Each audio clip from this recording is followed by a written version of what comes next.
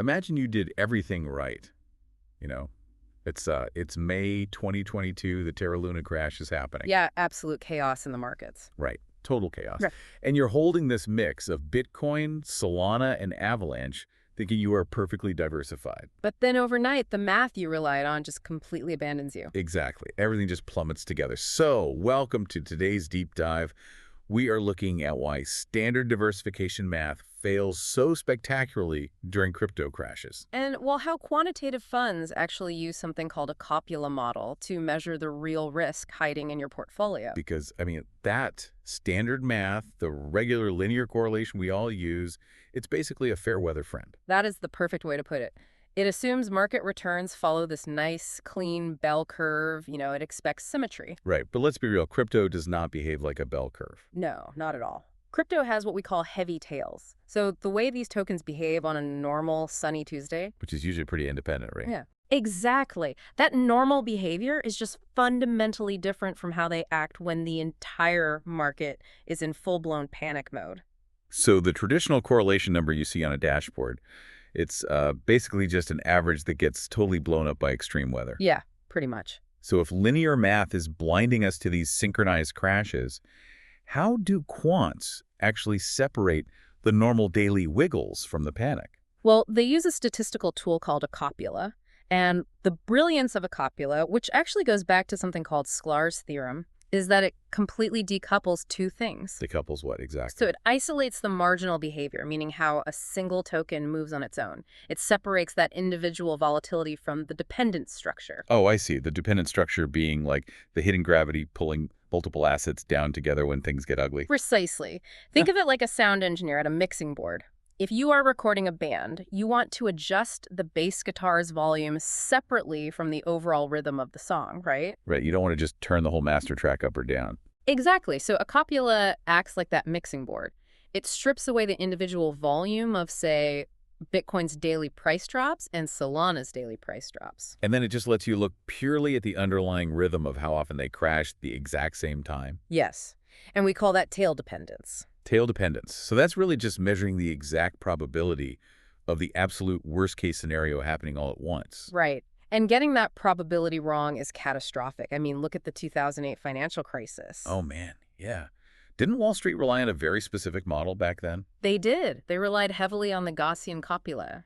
And the fatal flaw there was it mathematically assumed zero tail dependence. Wait, really? It treated massive simultaneous defaults as practically impossible. It did. It had a built-in blind spot for market crashes. So to avoid doing that in something as volatile as crypto, quants use different models. Like the Clayton copula, right? Yeah. I read that one is specifically designed with a heavy lower tail. Exactly. The Clayton model actually expects things to crash together. It's built for that downside risk. Okay, but let's say I'm looking at my own portfolio. I don't just have two tokens. I might have Bitcoin, Solana, and, I don't know, Polygon's Matic. Sure. How does a model handle a whole basket of assets without forcing them all into that same behavioral box? Well, that requires building what is called a vine copula. Think of it kind of like mapping out the social dynamics at a party. Okay, I like this analogy. Because not everyone interacts with the group in the exact same way. The vine model analyzes every specific pair of tokens independently. So it might see that Bitcoin and Solana have a high probability of crashing together, and it applies that Clayton model to them. Exactly. But then it might see that Bitcoin and Matic have almost zero tail dependence. They act as true diversifiers. So it applies a completely different mathematical relationship, like a Frank copula or something, to that specific pair. You got it.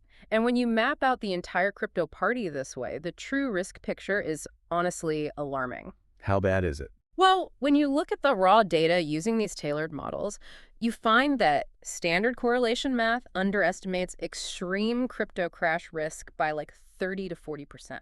Wow, 30 to 40%. That is a massive blind spot. It really is. You are carrying almost a third more risk of ruin than your basic math is telling you. Okay, so if I want to see my actual risk, can I just, take my daily portfolio returns, dump them into one of these Vine copula models, and get an answer? I mean, You could, but the model will spit out garbage. You fall right into the PIT pitfall. The PIT pitfall. Yeah, probability interval transform. Basically, you can't feed raw price drops directly into a copula. You have to translate those returns into a uniform probability first. Oh, right. Otherwise, the mixing board can't accurately compare the data. Exactly. And on top of that, mapping out every single pair in a large portfolio requires immense computing power. Because the math just spirals out of control as you add more tokens, right? It becomes this massive web. Precisely. You often have to aggressively prune the less important relationships, we call it tree truncation, just to get the computer to process it. And I imagine since crypto market regimes change so wildly, a model trained on a bull market is completely useless in a bear market. Oh, totally useless. You have to constantly update it using rolling time windows to survive those shifts. So yeah, it's a lot of heavy lifting. But it provides a rigorous framework for a market where everything crashing together isn't a fluke. Right. In crypto, that's just Tuesday. Copulas force you to stare directly at those worst-case scenarios and actually measure them. Because surviving the crypto market isn't about how much you make on the sunny days, is it? Not at all. It's about accurately predicting the storm. It definitely makes you wonder, though. If these models can uncover 40% more crash contagion hiding between seemingly independent crypto tokens, what dangerous hidden dependencies in your traditional equity portfolio are currently being masked by simple linear correlation? That is a terrifying but really great question.